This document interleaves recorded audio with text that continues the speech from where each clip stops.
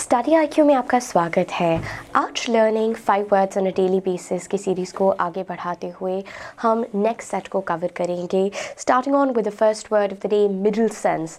Middle sense जिस तरह से अडोलेसेंस होता है, और adolescence is considered to be the teenage period 11 से लेके जब आप पूरे अपने टीन में होते हैं till the time you reach 19, that's called a period of tumult, confusion होता है because you are maturing from a child to becoming an adult.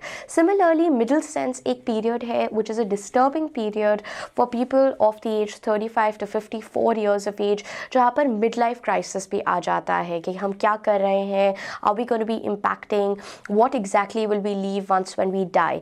सो उस पर्टिकुलर पीरियड को डिस्क्राइब करने के लिए मिडिल सेंस शब्द का प्रयोग किया जाता है। So middle sense is mid career crisis और रेस्टलेसनेस। मिडिल एज का जो पीरियड होता है उसके लिए हम मिडिल सेंस शब्द का प्रयोग करते हैं। काफ़ी सारे फेमस आर्टिकल्स बार बार मैगजीन्स में पब्लिश होते रहते हैं, जैसे कि we've got this example managing middle sense which is talking about किस प्रकार से ये फिनोमिना जो है मिडिल सेंस का, this is the mid life crisis. जब हम अपने 30s 35 के बाद आ रहे हैं और हमें लग रहा है कि हम क्या कर रहे हैं अपनी लाइफ के साथ, that particular period is middlescence. So as we can see over here in the second image, this is a period from 35 to 54, and just like adolescence, middle sense is a time of frustration, confusion, alienation, as well as self-discovery, new direction and fresh beginnings. So ये सारी चीज़ें middle sense के लिए important है। इसका एक usage देखते हैं। He is trying to manage his middle sense.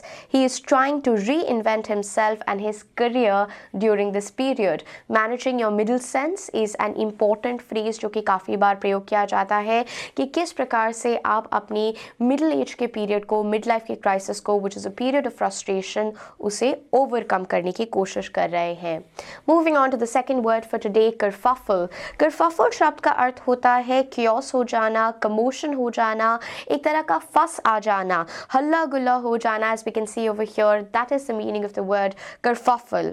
करफफल is a fuss or a commotion.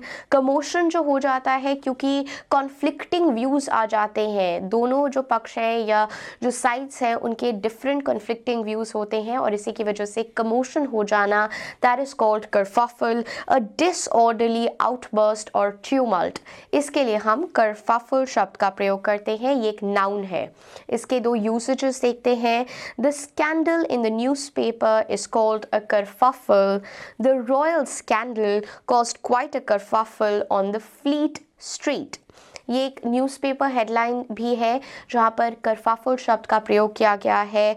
Hope College launches probe into music department kerfuffle, that means confusion, commotion, एक तरह का फस, हल्ला गुल्ला हो जाना क्योंकि कॉन्फ्लिक्टिंग व्यूज़ है। That is when we are using the word करफफल।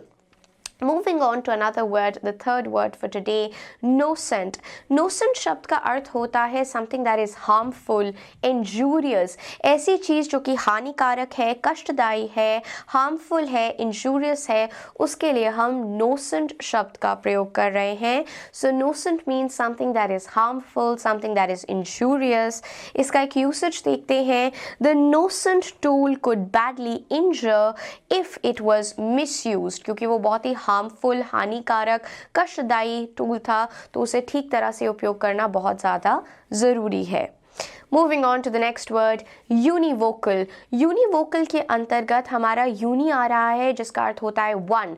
यूनिवोकल शब्द का अर्थ होता है ऐसी चीज़ जो कि स्पष्ट है और सिर्फ एक ही उसका अर्थ निकलता है, having one meaning and therefore ये बहुत ही अनएम्बिगुअस होती है, ये बिल्कुल स्पष्ट होती है। So that is when we are using the word univocal, something that has one meaning, ऐसी चीज़ जो कि स्पष्ट है, क्लियर है, कोई दो राय नहीं है उसमें।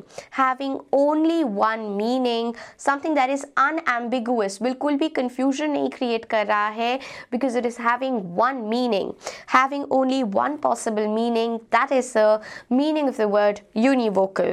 Univocal यहाँ पर हम स्क्रीन पे इसके important synonyms और antonyms को देख पा रहे हैं।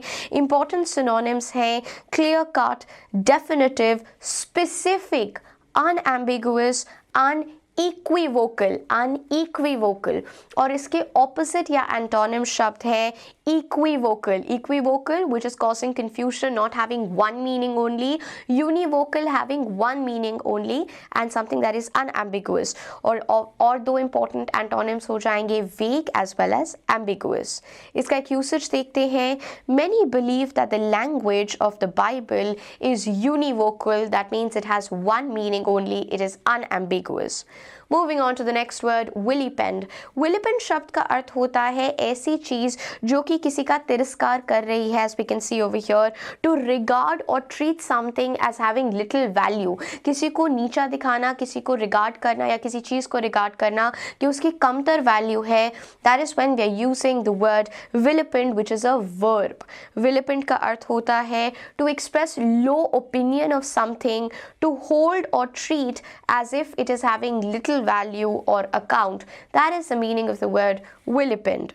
Vilipend, badmouth, belittle, denigrate, dismiss. These are the important similar words of the word vilipend. इसका एक usage देखते हैं.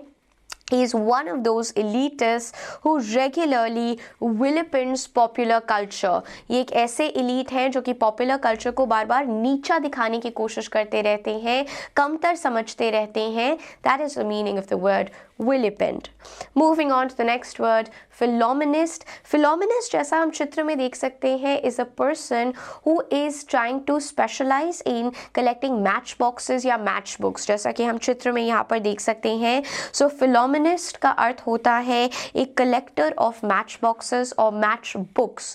So ऐसे व्यक्ति को हम philomenist कहते हैं. इस noun का usage देखते हैं. He is a renowned philomenist who has made over 10 world records, as we can see over here in the image. Moving on to the next word, pellucid. Pellucid शब्द का अर्थ होता है बिल्कुल clear, something that is again स्पष्ट है बिल्कुल, something that is easily understood, lucid, आसान है समझना, clear in meaning, expression or style. That is when we are using the word pellucid, something which is clear, something that can be understood very easily. इसका एक usage देखते हैं. Her writings have a pellucid simplicity that was vastly admired by all. उनकी जो writing है वो बिल्कुल स्पष्ट है, क्लियर है, सिंपल है. They are pellucid. Moving on now to the quiz of the day. यहाँ पर आप वीडियो को पॉज करके आज के इस brief quiz of the day को सॉल्व कर सकते हैं. Let's just try to quickly solve it together. मरूद शब्द का अर्थ होता है लूट लेना, to ravage, to plunder. That is when we are using the word मरूद. मरूद का literal अर्थ हो जाता है लूटना, plunder, ravage, raid. The leader marauded the country. मरूद कर देना, लूट लेना, plunder कर देना. Opprobrium, opprobrium का अर्थ होता है जब आप किसी का अपमान करते हैं, किसी को क्रिटिसाइज करते हैं या सेंशर करते हैं. सो हार्श क्रिटिसिज्म और सेंशर is called opprobrium. They are going ahead with the plan despite public opprobrium. Despite public जो तिरस्कार कर रही है, सेंशर कर रही है, क्रिटिसाइज कर रही है, अपमान कर रही है, लेकिन still they are going ahead with the plan. Scourge का अर्थ होता है curse or a misfortune. Amity is मेल जोल, friendliness, very simple word. Countermand, countermand का अर्थ होता है जब आप कैंसिल कर देते हैं, रिवोक कर देते हैं या एक कॉन्ट्ररी ऑर्डर पास कर देते हैं.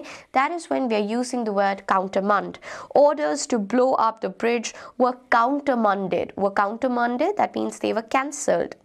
यहाँ पर हम लोगों ने आज की डेली वोकैबुलरी को लर्न किया. आप आज की वोकैबुलरी की चीट शीट मुझसे इंस्टाग्राम पे कनेक्ट करके नीरजा रहेजा के नाम से कनेक्ट करके देख सकते हैं. आज के वोकैबुलरी की चीट शीट. इनकेस कोई भी डाउट है आज के वर्ड्स जो हम लोगों ने लर्न किए हैं तो आप उसे मेंशन कर सकते हैं कमेंट सेक्शन में.